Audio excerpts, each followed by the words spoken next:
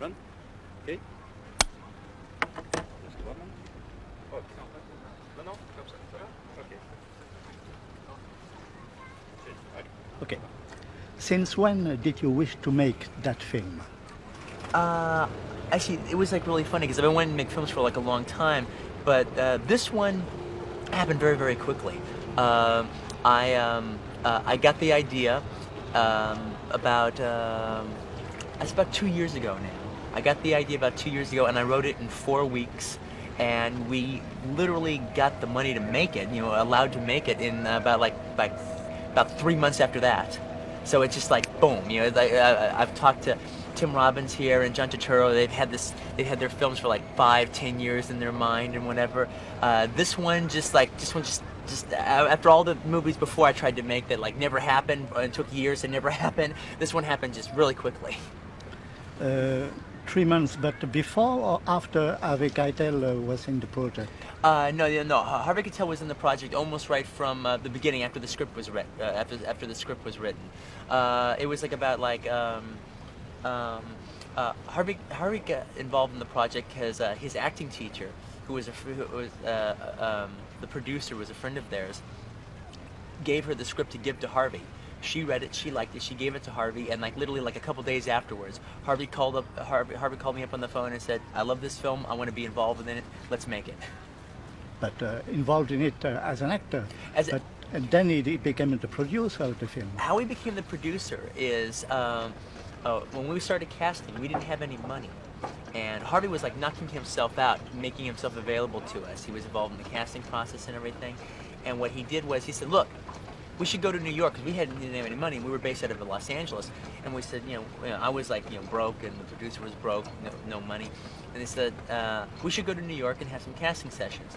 And finally, he just said, "Look, I'm gonna pay for us to go to New York. I'm gonna send you guys out there with me. I'm gonna put you up in a hotel, and I'm gonna arrange it all, and we're gonna have a weekend of New York casting." And it was like once he did that, it was like, okay, Harvey, you got to be one of the producers. On which Harvey said, "It's about time. I was wondering when you were going to figure it out. What took you so long?" And what about Monte Hellman? Monte Hellman got the script. He got it mistakenly. He had thought that it was available to direct. And he, through a mutual friend again, he read it and wanted to do it. And he wanted to have a meeting with me. And I knew I wasn't going to give it up, but I couldn't resist having a meeting with Monte Hellman. He's one of my favorite directors. So I got together with him, and we were having ice cream on Hollywood Boulevard, in this little ice cream shop. And so we're eating, and he's saying, "Look, I can get the movie made for you, but only if I direct." And I said, "Well, as much of an honor as it would be, this one's mine." And so like that was that. And okay, so we finished eating our ice cream, and as we're finishing it up, he goes, "Well, tell me how you going to make the movie?" So like explaining to him how I was going to make it, and by the time we finished ice cream, he goes, "I think you're going to make a really good movie. How about if I executive produced?" And I said, "Deal." The influences of The Killing is evident, but are there other influences? Yeah, a film that actually is a big influence on the film is John Carpenter's remake of The Thing. It's very similar, all right? And I mean, I didn't do anything, like take anything from it, but I wanted to capture that same feeling. In The Thing, you have all these guys trapped in this room, all right? And no one can trust anybody else, and they can't go anywhere else, and they just have to deal with each other, which is exactly the exact same situation in Reservoir Dogs. And what I wanted to achieve is what I felt that film achieved when I first saw it at the theaters, was the tension of those guys in that situation was so great, and there was no release of it because it was so claustrophobic that the only place that tension could go was right out into the audience. And that's how I felt when I was looking at The Thing, and that's what I wanted to achieve in my movie. Other influences are just different novels and the French New Wave film, the French gangster films of Jean-Pierre Melville. Gigantic influence. I can't tell you how much. His films are fantastic. And he's the reason that the guys have color names, because I just thought it was just that special French tough guy existentialism that he did so well. I could see Alain Delon, saying, "I'm Mr. Blonde," So. You are an actor also. Mm-hmm. Do you consider yourself as an actor who wanted to be a director, or a director who eventually as an actor? No, I started out as an actor, and that was so I've never went to film school. That's my training. My only training is like going to acting schools.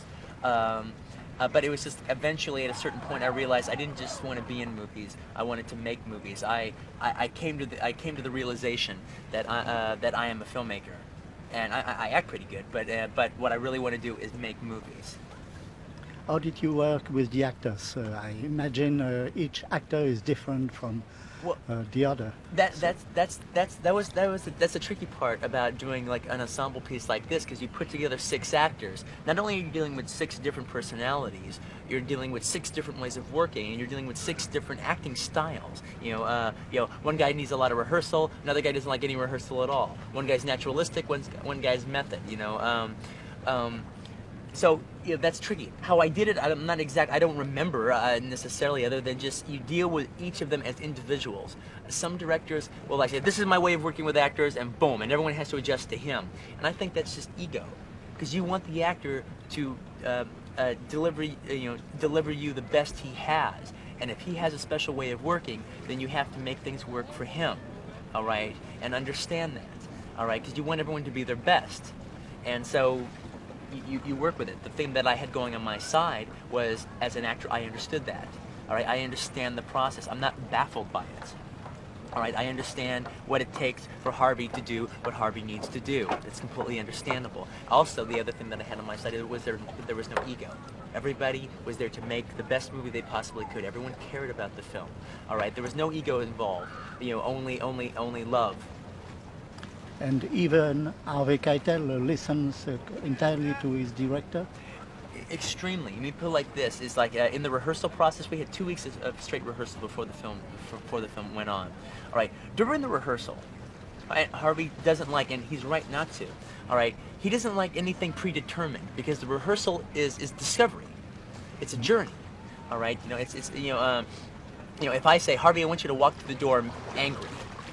All right. Well, that's it. The discovery's over. He knows what I want. All right, and that's what he's going to give me, and that's what he's going to give me because he wants to please me.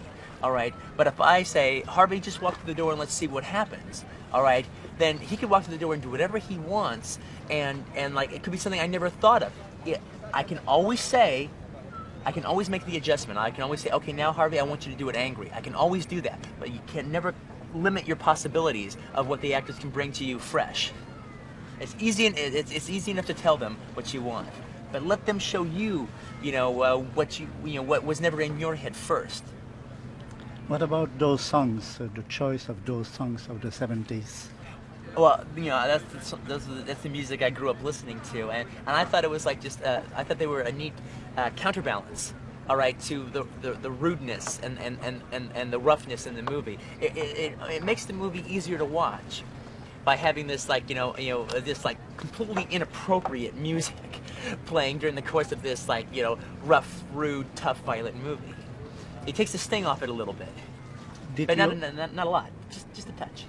Did your actors know those songs were going to be heard in the soundtrack? One song I wrote, "Stuck in the Middle with You," to be in the movie, and it was like by hook or by crook we were going to get that. You see, the problem in America, I'm sure probably all over the world, when you make a movie is the business of putting songs in movies has become big business. It's not like the days of Easy Rider where Dennis Hopper can call up Roger McGuinn from the Byrds and they give him a song. Or in Monty Hellman's case, where he has Laurie Bird and Tulane Blacktop just sing a cappella, "Can't Get No Satisfaction." That would be $100,000 now, or maybe $300,000 now. Where in that he did for nothing. And so, when you're making a low-budget movie like my film, the problem is you can't afford to do this. But I said, look, we're going to do it. We're going to figure it out. No, we can't afford to pay a lot of money. We're just going to have to get them cheap. But we can't say can't. We have to figure it out. We're just going to have to figure out a way. And we did. We had a wonderful music supervisor, and we got them all. Great. Thank you very much. Thank you. I liked your film very much. Oh, thank you very much. Did you see it last night or this Last afternoon? night. Oh, cool. Good deal.